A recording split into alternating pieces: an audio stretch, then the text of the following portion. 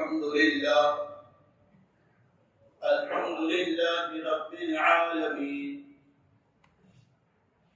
والصلاة والسلام على سيد الأنبياء والمرسلين محمد المصطفى المجتبى وعلى آله وأصحابه أجمعين.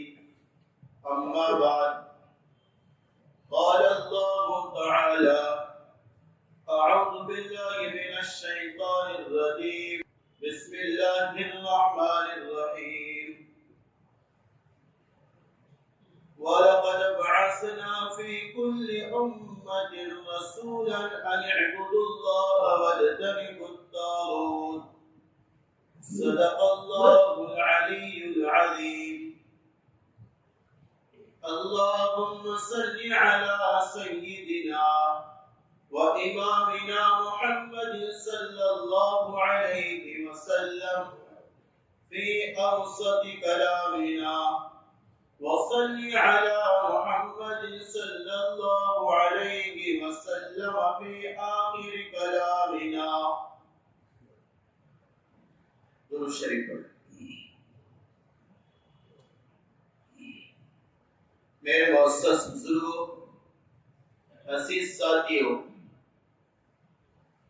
کسی بھی عمل پر استقامت کی 3 وجہ علماء نے بیان کی. اگر آپ زندگی میں اعمال پر استقامت چاہتے ہیں، اعمال کی پابندی زندگی میں لانا چاہتے ہیں، 3 وجہ اس کی علماء بیان کرتے ہیں.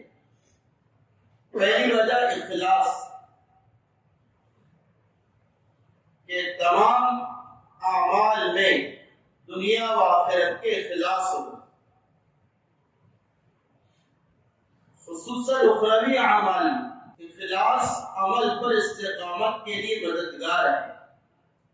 جس کے دل میں اللہ کا ڈر ہوگا وہ ہر موقع پر عمل پر پابندی کی کوشش کرے گا، چاہے سفر، حضر، خلوت، جلوت،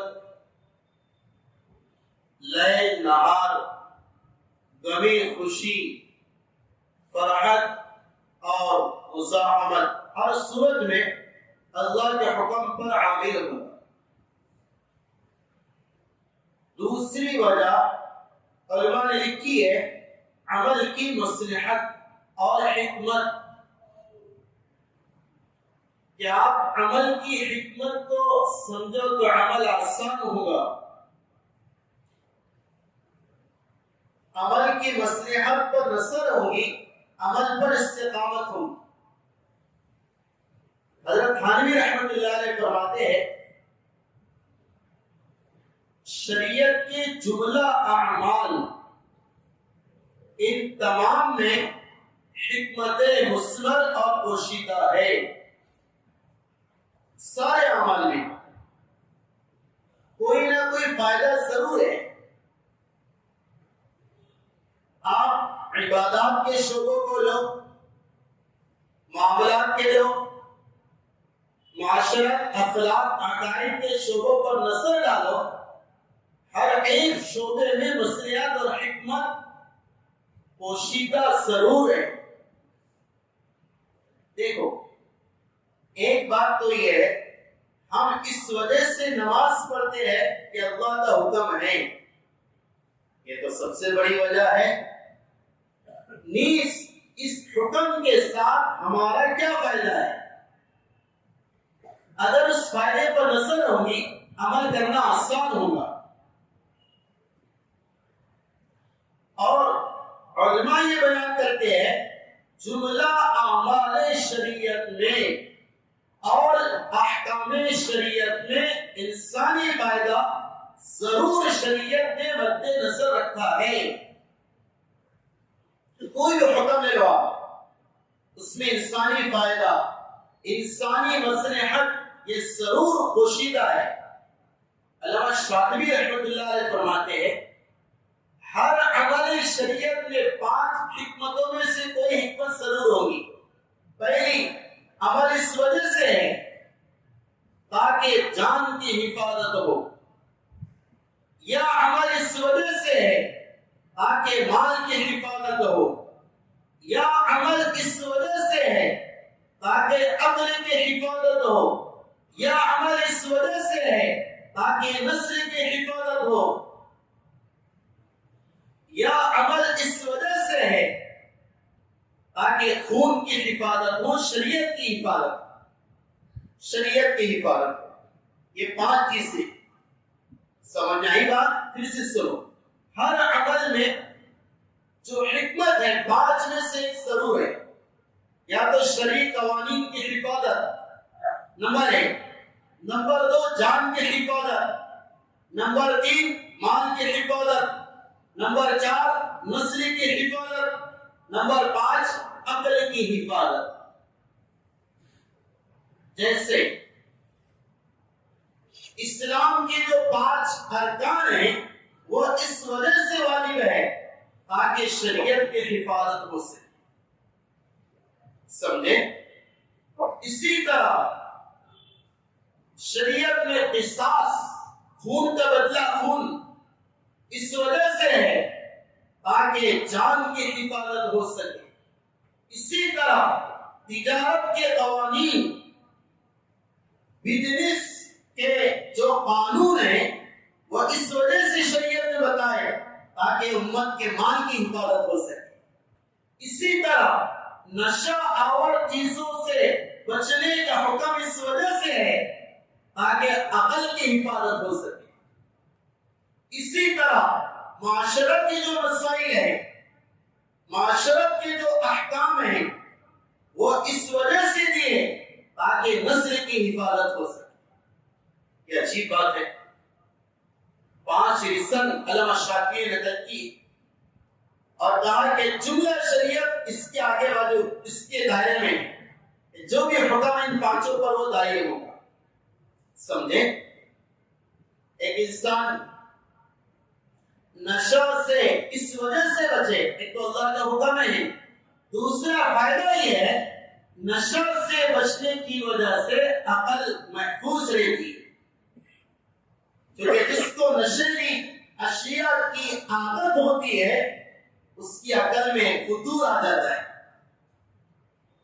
سمجھ آئی بات؟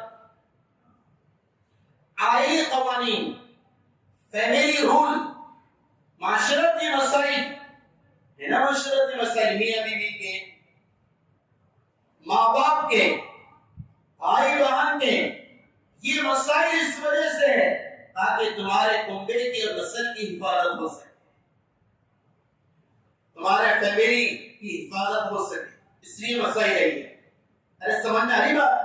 ہاں، تو دیکھو ہر حکم میں حکمت ضرور ہے، جیسے علماء نے لکھا ہے ارکان اسلام کے بیان میں 4 چیزیں ہیں، نماز، روزہ، زکات، حج۔ یہ اس وجہ سے فرض ہے چونکہ اللہ کا حکم ہے، ٹھیک ہے؟ ان کی حکمت کیا ہے، فائدہ کیا ہے،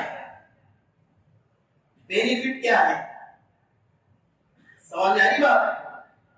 تو علماء نے لکھا ہے یہ 4 اس وجہ سے فرض کیے گئے چونکہ انسانی جسم مرکب ہے، بنا ہوا ہے 4 چیزوں سے، آگ، پانی، ہوا، مٹی، ان 4 سے انسانی جسم مرکب ہوا ہے، یعنی ہمارے اندر آگ بھی ہے، پانی بھی ہے، مٹی بھی ہے، ہوا بھی ہے،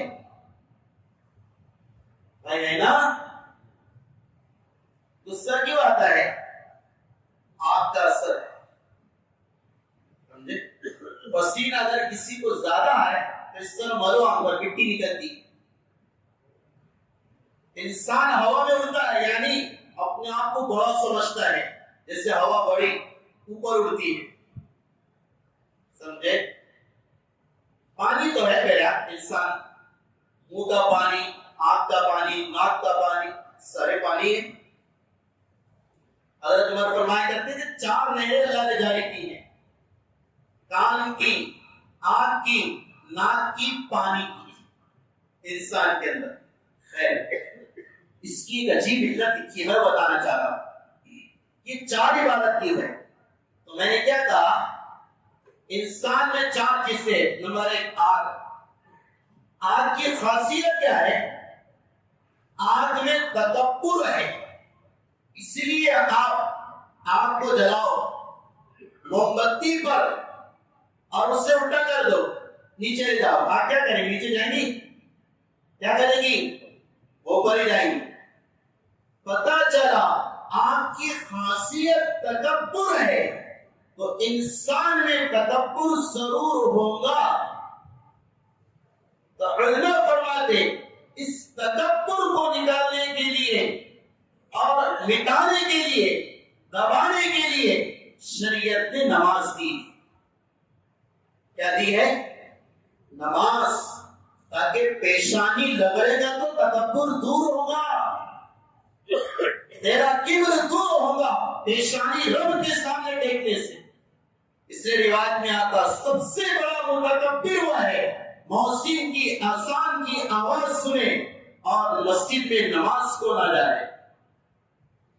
سمجھ آئی بات؟ تو آج ہمارے بدن میں جس کی خاصیت ہے تکبر، اس کو دبانے کے لیے شریعت نے نماز دی۔ اسی طرح دوسری چیز ہمارے بدن میں ہے پانی۔ کیا ہے؟ پانی۔ پانی کی خاصیت ہے یہ لالچی ہوتا ہے۔ کیا ہوتا ہے؟ لالچی، سب کو اپنے اندر لے کر بہ جاتا ہے۔ ویسے سیلاب آتا ہے تو کسی کو دیکھتا ہے، سب کو اپنے بھور میں لے کر اور اپنے تیور میں لے کر روانہ ہوتا ہے، سب کو سمیٹتا ہے۔ تو پانی کی خاصیت لالچ ہے، اس میں کس کو بھی ڈال دو، انسان ڈوبا تو بھی ڈوبا دیتا، جانور ڈوبا تو بھی ڈوبا دیتا، تو بس لالچ، سمجھے؟ تو پانی کی خاصیت ہے لالچ۔ پتا چلا کہ وہ پانی جو انسان میں ہے تو انسان کی فطرت میں بھی لالچ ہوگی۔ کیا ہوگی؟ لالچ۔ ہاں، تو علماء فرماتے ہیں اس لالچی صفت کو نکالنے کے لیے شریعت نے روزہ دیا ہے۔ کیا دیا ہے؟ روزہ، کہ لالچ نکلے۔ اسی لالچ نکالی روزے کے ذریعے۔ سنسناتی دھوپ ہے، شدت کی گرمی ہے، ٹھنڈا پانی سامنے ہے، دل چاہ رہا اس پانی کی لالچ کر رہا، لیکن روزے دار ہے۔ دیکھو پریکٹیکل کراری شریعت کہ تیرے اندر جو صفت لالچ ہے روزے کے ذریعے تو اس صفت لالچ کو کیا کر دے؟ ختم کر۔ سمجھ آئی بات؟ تیسری چیز مٹی ہے۔ مٹی کی خاصیت ہے کہ مٹی بخیل ہوتی ہے۔ کیا ہوتی ہے؟ ہاں، اس لیے مٹی کے جو خزانے ہیں خود بخود اوپر نہیں آتے، تو دیتی نہیں مٹی اپنے خزانوں کو، اس سے لینا پڑتا ہے، حالانکہ اس سے کوئی ضرورت نہیں۔ وہ اپنے اندر سب چیزوں کو چھپا کر رکھتی ہے، جیسے بخیل اپنا مال چھپا کر سیو رکھتا ہے۔ تو اس لالچی صفت یعنی بخل کو دور کرنے کے لیے شریعت نے زکات دی۔ کیا دی ہے؟ زکات۔ اس زکات نکالو تاکہ تمہاری لالچ ختم ہو۔ اسی طرح انسان کی جسم میں ایک چیز ہے، وہ کیا ہے؟ ہوا۔ ہوا کے بغیر تو کچھ ہوتا ہی ہمارا، سمجھے؟ ہوا، آکسیجن۔ ہوا کی خاصیت ہے انانیت، رفعت، شان و شوکت وہ چاہتی ہے۔ ہاں، ارے وہ کتنی شان شوکت والی ہوا ہے کہ دوسروں پر اگر لگتی ہے کوڑا کرکٹ اور کاغذ اور گرد غبار اسے بھی بلند کر دیتی. تو ہوا میں کیا صفت ہے؟ وہ شان شوکت چاہتی ہے، انانیت ہے، وہ کسی کو برداشت نہیں کرتی. آیا سمجھ میں؟ کوئی سادہ آ جائے تو بھول جاتی. اگر ٹیوب میں اگر ہوا بھر رہے اس کی مقدار سے زیادہ ہوا ہو گئی تو اندر کی ہوا باہر ایکسپٹ کرے گی نہیں، نکل کر باہر آ جائے گی. اس میں شان شوکت انانیت ہے. تو اس شان شوکت بھیجا شان شوکت اور انانیت کو نکالنے کے لیے شریعت نے حج دیا. کیا دیا ہے؟ حج. کہ تیری شان شوکت وہ اپنے لباس پر فخر کرتا، اپنے بالوں پر فخر کرتا، اپنی چپلوں پر فخر کرتا، اپنے حسن پر فخر کرتا. تیری شان شوکت ہم نکالتے ہیں کہ جا بیت اللہ جا، یعنی جا بیت اللہ جا، چاہے تو اپنے وقت کا 100 کروڑپتی کیوں نہ ہو، تو ایسی چادریں پہن جو کفن کے مشابہ ہے. تیری شان شوکت نکلے گی کہ اپنے آپ کو تو کفن میں دیکھے گا. کروڑپتی وہ بھی کفن میں ہے اور غریب پتی وہ بھی کفن میں ہے، تو تیری شان شوکت نکل جائے گی. تو یہ کہے گا ساری شان شوکت اللہ کے لیے. سمجھ آئی بات؟ تو پتہ چلا یہ 4 احکام اسلام، نماز، روزہ، زکات، حج، اس کی یہ حکمت مصلحتیں. اور بھی بہت ہے. ہر عمل لے اس میں کوئی نہ کوئی حکمت ہے. وقت نہیں اور ہم آپ کو سناتا آپ معاملات کی علتیں کیا ہے، ریزن، مصلحت، فوائد کیا ہے. جیسے شریعت میں حکم یہ ہے اگر کسی باپ کا انتقال ہو جائے تو بیٹے کو ڈبل دو، بیٹی کو سنگل دو. یعنی بیٹی کو نصف، آدھا، اور اس سے ڈبل بیٹے. اب اگر یہاں پر کوئی کہے ایسا کیوں ہے، بیٹی تو کمزور ہے، اسے زیادہ ملنا چاہیے تھا، اور بیٹا یہ تو قوی ہے، اس سے کم بھی دے دیتے تو چل جاتا. عقل یہ کہہ رہی نا. سمجھ میں آئی بات؟ تو ہم کہیں گے پہلی وجہ کیا ہے، اللہ نے ایسا کہا ہے. دیکھو یاد رکھنا جو بھی حکم ہے اس کا ریزن اولا کون سا ہے، بولو اللہ اور اس کے رسول نے ایسا کہا ہے. ٹھیک ہے. ثانیاً سیکنڈ درجے میں اس کی حکمت ہم بیان کریں گے کہ شریعت نے بیٹی کو آدھا اس وجہ سے دیا کہ بیٹی یعنی عورت، اس کے ذمے کسی کی کفالت، کسی کا نفقہ، کسی کا سکنا، کسی کی کھلانے کی ذمہ داری، کسی کو پالنے کی ذمہ داری شریعت نے نہیں دی ہے. سمجھے؟ ساری ذمہ داری کس کے سر پہ ہے؟ مرد کے سر پہ ہے. بیٹا ہے، اس کی اولاد ہے، مرد کھلائے گا. اس کے ماں باپ معصوم ہے، وہ مرد کھلائے گا. بھائی بہن معصوم ہے، کون کھلائے گا؟ مرد کھلائے گا. اب سمجھ میں آیا؟ شریعت کہہ رہی اس پر ذمہ داری زیادہ ہے تو اسے زیادہ دیا جائے. سمجھے؟ ہر عمل میں حکمت ہے. وقت ہوتا تو آپ کو ساری سناتا میں کہ بھئی معاملات میں ایسا کیوں ہے، اور اخلاقیات میں ایسا کیوں ہے، اور عقائدات میں ایسا کیوں ہے. انشاءاللہ کسی وقت پر اس کو نقل کروں گا. میں نے جو موضوع آنا ہے عمل پر استقامت کی تین سبب ہے. پہلے بتایا اخلاص، دوسرا بتایا ہر عمل کا فائدہ مد نظر ہو تو عمل آسان ہوتا ہے. جیسے میں نے 4 فائدے بتایا، نماز کے، روزے کے، زکات کے، حج کے. ٹھیک ہے.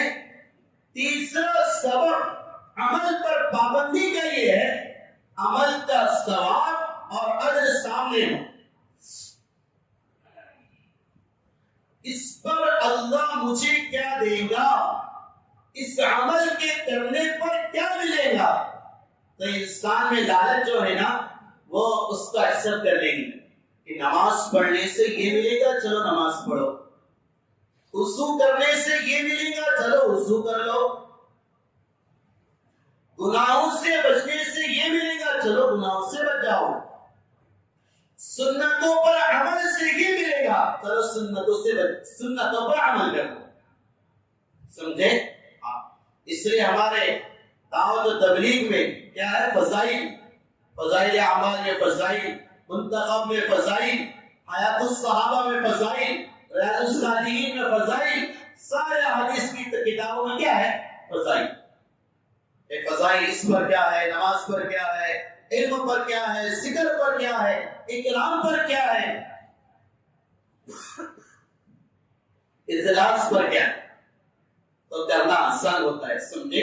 اس لیے دیکھو آپ کی ذمہ داری ہے ہر عمل کی فضیلت سامنے رکھو تو آپ کو عمل میں استقامت، خشوع خضوع نصیب ہو.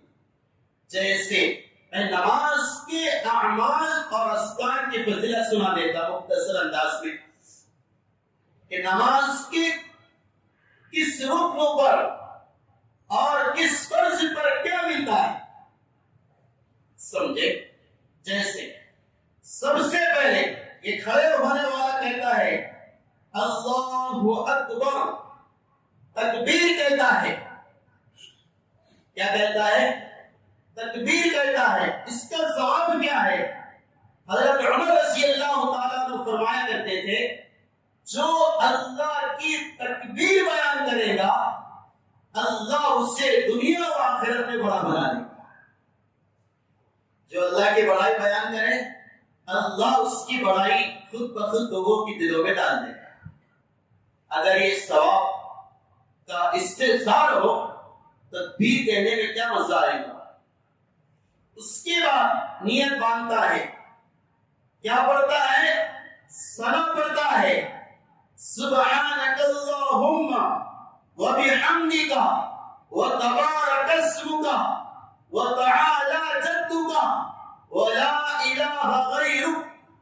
یہ ثنا پڑھتا ہے. آقا نے فرمایا، نبی اکرم صلی اللہ علیہ وسلم نے اللہ کو سب سے زیادہ پسندیدہ کلمات کون سے ہیں؟ فرمایا کہ وہ کلمات ہے جو ثنا میں بندہ پڑھتا ہے. اللہ کو بہت پسند ہے ثنا کے کلمات.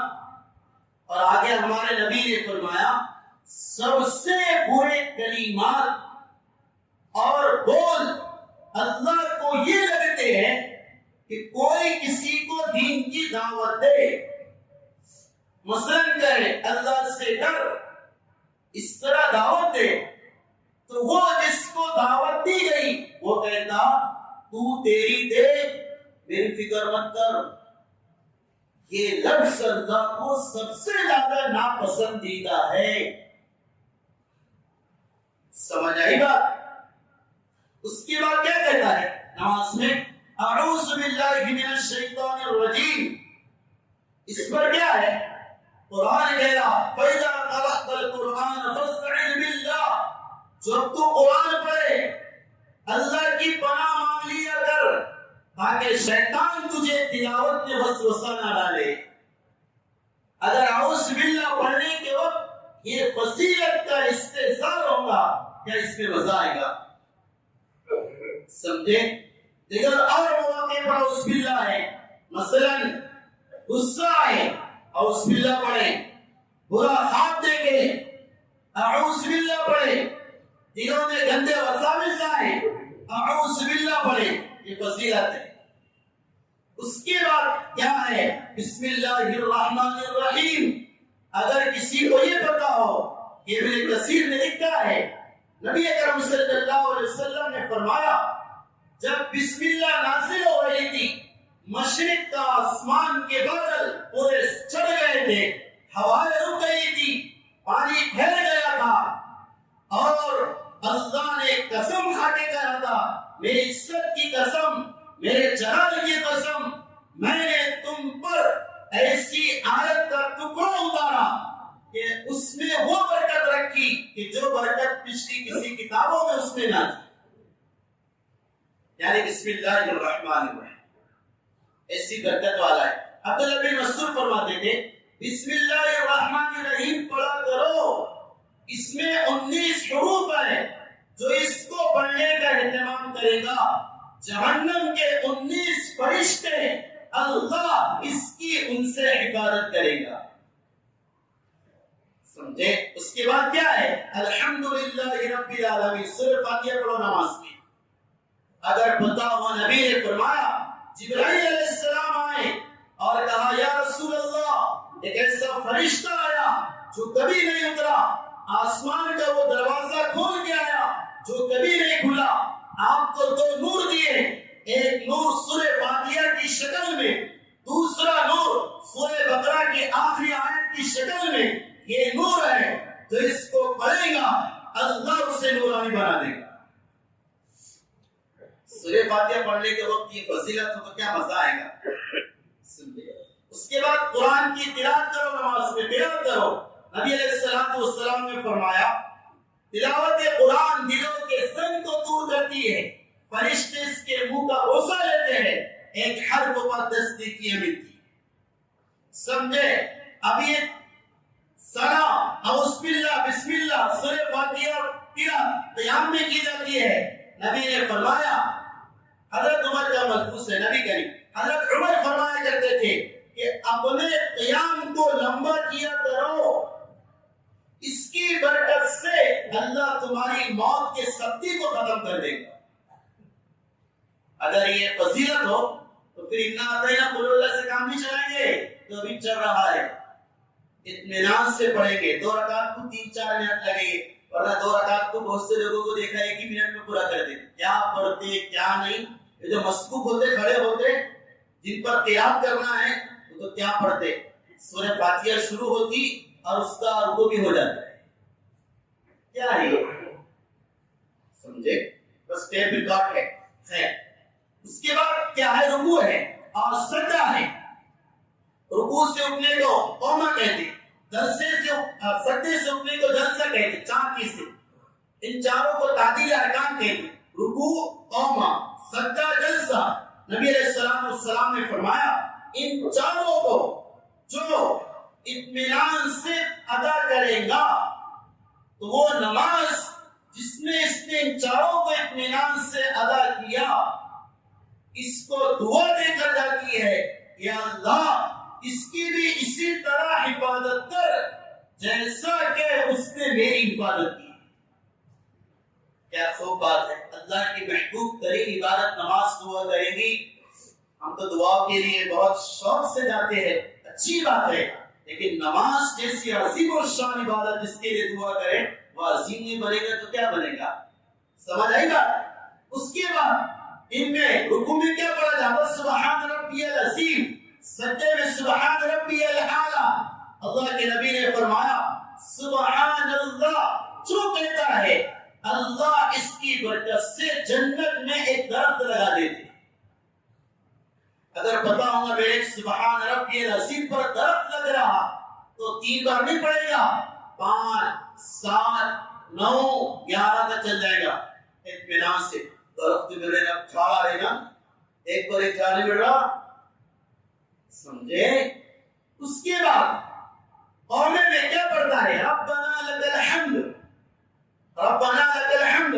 حضرت نبی علیہ السلام نے فرمایا یہودیوں کو سب سے زیادہ ہم سے جو حسد ہے وہ 3 چیزوں کے ثواب پر ہے کہ اس امت کو اتنے سے عمل کا اتنا زیادہ ثواب کیسے دیا گیا. صحابہ نے پوچھا وہ 3 عمل کون سے ہیں؟ نبی علیہ السلام نے فرمایا پہلا عمل السلام علیکم, سلام کرنا. دوسرا عمل سورہ فاتحہ کے بعد آمین کہنا. اور تیسرا عمل ربنا لک الحمد کہنا. اس کے بعد حمدا کثیرا طیبا مبارکا فی. اگر امام موقع دے تو فرائض میں بھی پڑھنے کی گنجائش ہے, اور اگر موقع نہ ہو تو صرف ربنا لک الحمد پر ختم کر دے. رکوع میں امام سے اٹھنے کے بعد سجدے میں چلے جائے. لیکن اپنی طرح نمازوں میں اس کو پڑھو حمدا کثیرا طیبا مبارکا فی. کیا ملے گا؟ ایک صحابی نے پڑھی نبی کے پیچھے تو تھوڑی سی آواز بلند ہو گئی. پڑھتے وقت میں نبی علیہ السلام نے نماز ختم کی, فرمایا تم میں سے کس نے پڑھا حمدا کثیرا طیبا مبارکا فی؟ وہ صحابی کھڑے ہوئے, میں نے پڑھا. آقا نے فرمایا کہ تو نے کس اخلاص سے پڑھا ہے. میں نے دیکھا تیرے پڑھنے کے بعد 30 فرشتے اس کا ثواب لکھنے کے لیے دوڑ رہے ہیں۔ اسی طرح سجدہ اس کی فضیلت ہے، اللہ سے سب سے زیادہ قریب بندہ سجدے میں ہوتا ہے۔ اسی طرح ایک رکعت ہو گئی، اس کے بعد التحیات، نبی نے فرمایا جو التحیات پڑھے، تشہد پڑھے اور اس میں پڑھے السلام علینا وعلی عباد اللہ الصالحین، اللہ اس کی برکت سے دنیا کے تمام صالحین اور نیک لوگوں کو اس نمازی کی دعا میں داخل فرما دے۔ اس کے بعد درود کی کیا فضیلت ہے؟ نبی نے فرمایا صلی اللہ علیہ وسلم تم میں سب سے قریب قیامت کے دن مجھ سے وہ ہوگا جو مجھ پر سب سے زیادہ درود شریف پڑھتا ہو۔ اس کے بعد اللہم انی ظلمت نفسی، اس کی کیا فضیلت ہے؟ نبی علیہ السلام نے فرمایا جو کثرت سے استغفار کرے، نماز میں اللہم انی ظلمت نفسی پڑھے، باہر استغفار کرے، آقا نے فرمایا قیامت کے دن سب سے زیادہ خوش وہ ہوگا جو اپنے نامہ اعمال میں سب سے زیادہ استغفار پائے گا۔ اور اس کے بعد السلام علیکم کہے، کیا ثواب ہے؟ وہ جو میں نے کہا یہودیوں کو حسد ہے کہ سلام چھوٹا سا عمل ہے، اللہ نے اس امت کو زیادہ ثواب کیسے دے دیا؟ میرے عزیز و بزرگو دوستو، میں نے ایک ادنا سی مثال نماز کی دی ہے کہ ہر عمل پر ثواب ہے، اس کو مستحضر کرو اور اس کے استحضار کے ساتھ نماز پڑھو تو نماز کا خشوع بھی نصیب ہوگا۔ خلاصہ یہ ہے عمل پر جمنے کے 3 سبب ہیں، ایک تو اخلاص، دوسرا اس عمل کا فائدہ، تیسرا اس عمل کے اجر و ثواب کو یاد کرنا، تمہارا عمل مضبوط ہوگا۔ اللہ تعالیٰ اس پر عمل کی توفیق سعید عطا فرمائے۔ آپ کا وقت لے لیا چونکہ موضوع ختم نہیں ہوا تھا، اللہ